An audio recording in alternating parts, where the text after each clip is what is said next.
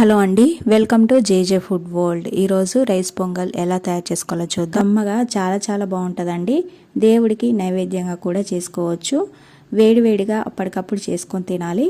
చల్లగా అయ్యే కొద్దీ ముద్ద అవుతుంది కాబట్టి వేడివేడిగా తింటేనే బాగుంటుంది. దీంట్లోకి కాంబినేషన్గా పెరుగు అలాగే సాంబార్ అయితే చాలా బాగుంటుందండి. ఇప్పుడు ఈ రెసిపీని ఎలా తయారు చేసుకోవాలో చూద్దాం. దీనికోసం ముందుగా ఒక గిన్నె తీసుకొని అందులోకి ఒక గ్లాస్ నిండుగా బియ్యం వేసుకోవాలి. అదే గ్లాస్తో అర గ్లాస్ వరకు పెసరపప్పు వేసుకోవాలి. ఇది ఒక నలుగురికి అయితే సరిపోతుంది. ఈ విధంగా బియ్యం పప్పు వేసుకున్న తర్వాత శుభ్రంగా కడగాలి. కడిగిన తర్వాత మనం బియ్యం తీసుకున్న గ్లాస్ తోటే 5 గ్లాసుల వరకు నీళ్లు పోసుకోవాలి.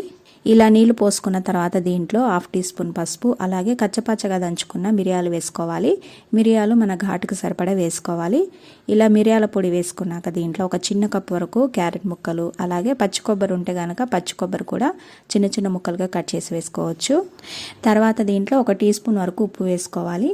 ఫస్ట్ కొంచెం ఉప్పు వేసుకొని ఉడికేటప్పుడు రుచి చూసి మళ్ళీ వేసుకోవచ్చు. ఇలా వేసుకున్నాక ఒకసారి కలపాలి. కలిపిన తర్వాత పావుగంట సేపు వీటిని నానబెట్టుకోవాలి. పావుగంట తర్వాత ఈ గిన్నెను స్టవ్ పై పెట్టుకొని హై ఫ్లేమ్లో ఒక పొంగొచ్చే వరకు కూడా ఉడికించుకోవాలి.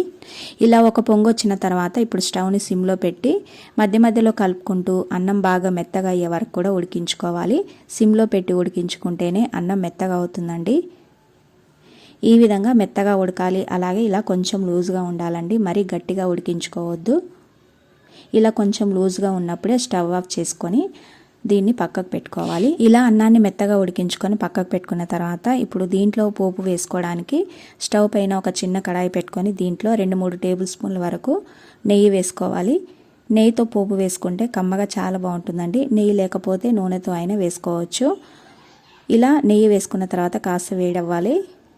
వేడైన తర్వాత దీంట్లో 1/2 టీ స్పూన్ వరకు జీలకర్ర వేసి కాస్త వేయించుకోవాలి.